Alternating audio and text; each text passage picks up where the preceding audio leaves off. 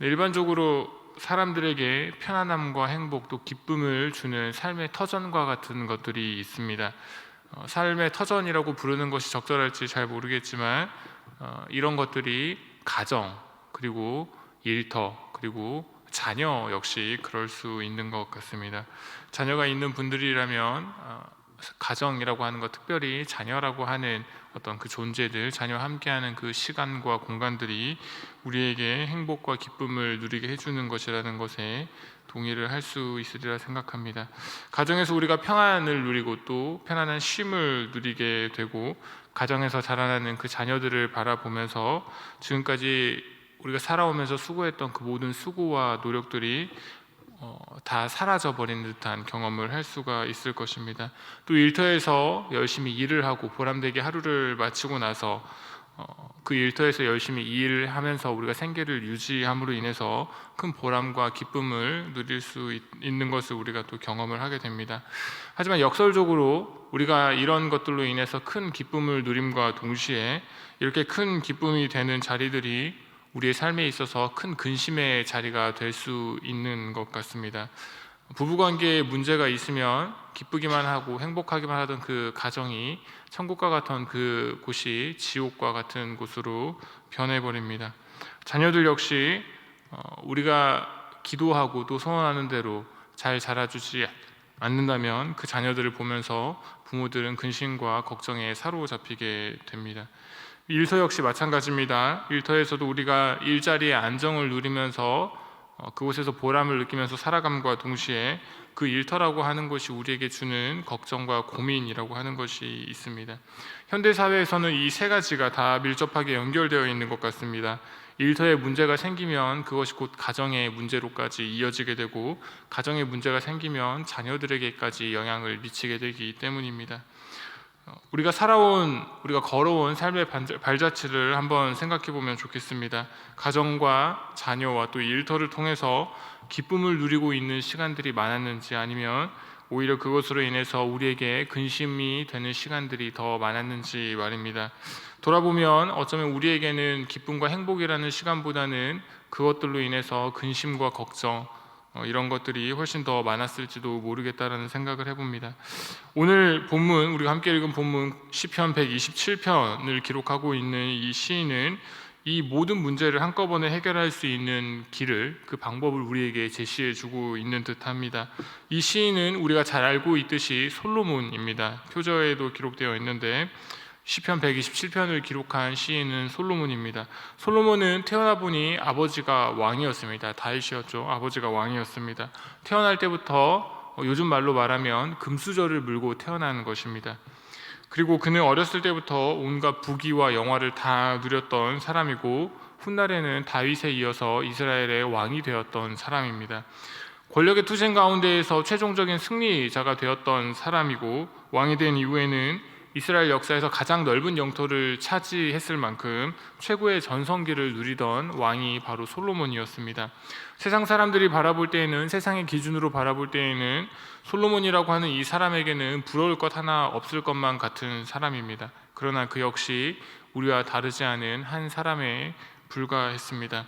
많은 사람들이 그러했듯이 솔로몬 역시 우리와 같은 고민, 우리와 같은 염려 가운데 놓여 있었던 사람입니다. 1절 말씀을 보면 이 솔로몬이라고 하는 사람이 어떤 고민 가운데 있었는지를 엿볼 수가 있습니다. 여호와께서 집을 세우지 아니하시면 세우는 자의 수고가 헛되며, 여호와께서 성을 지키지 아니하시면 파수꾼의 깨어있음이 헛되도다, 이렇게 기록합니다. 마치 신앙 고백의 형태로 솔로몬이 고백을 하고 있지만, 다시 한번 이 1절 말씀을 세밀하게 들여다보면 시인이 고민하는 것이 두 가지 정도로 드러나고 있습니다. 첫 번째로는 집을 세우는 것, 성을 지키는 것입니다. 집을 세운다라고 하는 것은 가정을 견고하게 세우는 것입니다. 그 상태로 가정을 이끌어가는 것을 말하는 것입니다. 솔로몬은 이스라엘을 강대국으로 성장시킨 왕이었지만, 그럼에도 불구하고 본인이 세웠던 그 가정에 대해서는 여전히 염려가 있었던 것 같습니다. 정략 결혼을 통해서, 당시에는 정략 결혼을 했으니까 정략 결혼을 통해서 이루었던 많은 가정들, 그리고 그 안에서 태어난 수많은 자녀들, 또 그로 인해서 발생한 수많은 인간 관계들 앞에서 솔로몬 역시 근심과 고민이 있었던 것으로 보입니다. 아무리 지혜로운 사람이었다고 하더라도 이런 가정을 제대로 세우고 또 그 가정을 이끌어 나가는 것에 있어서는 한 가정의 가장으로서, 한 아내의 남편으로, 한 어떤 자녀들의 한 아버지로서 쉽지 않은 길이었음이 틀림없는 것 같습니다. 때로는 인간적으로 지치기도 했을 것이고 때로는 후회되거나 때로는 힘들기도 했을 것입니다. 이 가정을 내가 견고하게 세우지 못한다면 과연 내가 한 가정의 가장이라고 떳떳하게 말할 수 있을 것인가, 이런 생각들이 솔로몬에게 역시 있었을 것입니다. 성을 지키는 것 역시 솔로몬에게는 고민 가운데 하나였던 것으로 보입니다. 왕이라고 하는 신분으로서 이 솔로몬이라고 하는 왕이 많은 나라들을 정복했고 이스라엘을 굳건하게 세워갔지만 그 과정에서는 솔로몬이 분명히 생명을 걸고 전쟁 가운데서 그렇게 했음이 틀림없습니다. 그러나 이웃 나라와의 전투 가운데서, 그리고 생명을 거는 그 전투 가운데서 힘겹게 그것들을 손에 넣었지만 손에 넣었다고 해서 끝난 것은 아니었습니다. 손에 넣었으면 그것을 지켜야 했는데 생명을 걸고 싸웠던 것처럼 솔로몬 역시 생명을 걸고 그 성을 지켰을 것입니다. 빼앗을 때 목숨을 걸고 싸우면서 빼앗았는데 지킬 때도 목숨을 걸고 지키는 것이 당연하지 않겠습니까? 성을 지키는 것, 온 나라와 영토를 지키기 위해서 솔로몬은 한시도 편할 날이 없었을지도 모릅니다. 편하게 눈 감고 잠을 자는 날이 그리 많지 않았을지도 모르겠습니다. 마음 편히 잠자리에 들 수 있는 날이 그리 많지 않았을 한 나라의 왕 솔로몬에게 이것은 그에게 큰 고민거리 가운데 하나였습니다. 항상 일찍 일어나야 했을 것이고 또 남들보다 늦게 잠자리에 들어야 했을 것입니다. 생각이 많아서 때로는 잠을 제대로 이루지 못하는 날들도 있었을 것입니다. 그랬던 그가 이런 고백을 합니다. 2절의 말씀입니다. 너희가 일찍이 일어나고 늦게 누우며 수고의 떡을 먹음이 헛되도다. 이 2절 말씀을 보면 그가 가정을 세우고 또 성을 지키기 위해서 얼마나 수고했을지를 짐작해 볼 수가 있습니다. 일찍 일어나고 늦게 눕고, 우리가 일반적으로 생각하는 왕의 생활은 굉장히 편안하고 호사스러울 것 같지만 그렇지 않습니다. 왕은 자기 마음대로 일어나고 자기 마음대로 눕고 자기 마음대로 쉬고 하는 그런 사람이 아닌 것입니다. 가정을 세우고 성을 지키는 것이 크게 힘들었던 이 솔로몬이라고 하는 사람, 그는 일찍 일어나야 했고 늦게 누워야 했습니다. 그 수고의 떡을 먹으면서 한없이 고생을 해야만 했다라는 것이 그의 인생에서 가장 큰 어려움 가운데 하나였다라고 우리가 성경을 통해서 바라보게 됩니다.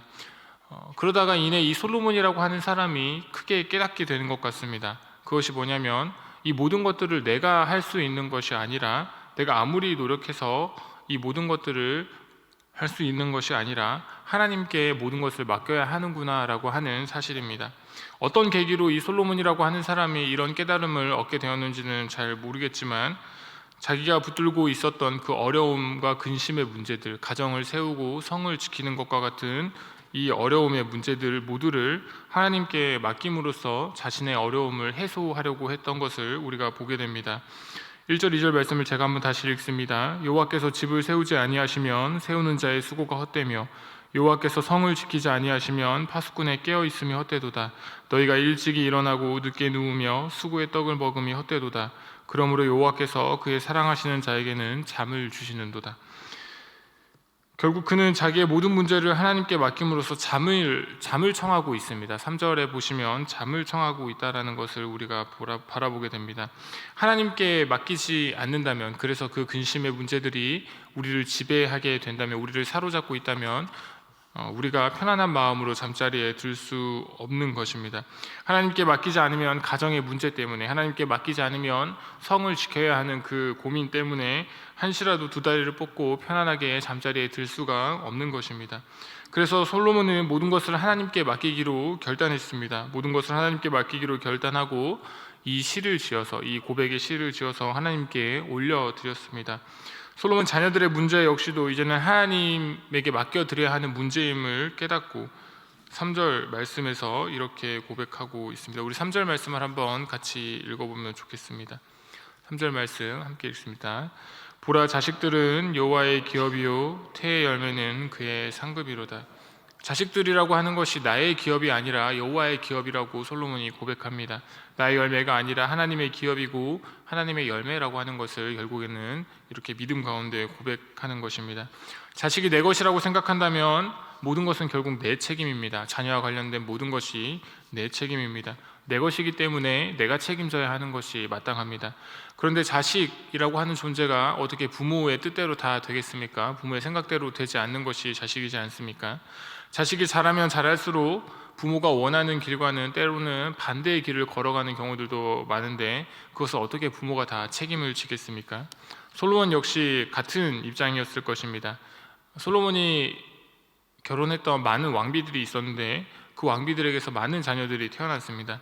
이 자녀들이 왕의 뜻대로 자라준다면 참 좋았겠지만 어떻게 솔로몬의 자녀들이 다 솔로몬의 뜻대로만 그렇게 바르게 자랐겠습니까? 그렇지 않았을 것입니다.